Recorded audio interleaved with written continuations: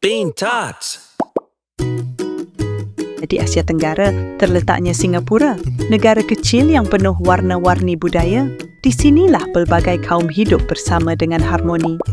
Masyarakat Cina ialah sebahagian penting Singapura.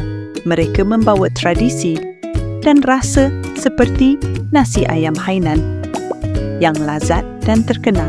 Orang Melayu pula berkongsi warisan yang mesra dan kaya rasa. Tengok sahaja nasi lemak, nasi santan yang harum dengan sambal yang pedas. Komuniti India membawa dunia rempah dan kemahiran hebat. Roti prata, roti lepar rangup yang digemari semua. Orang Serani adalah gabungan unik timur dan barat. Mereka suka hidangan perayaan seperti kari debal, pedas dan penuh cita rasa. 4 kaum pelbagai rasa. Inilah Singapura yang kita sayang.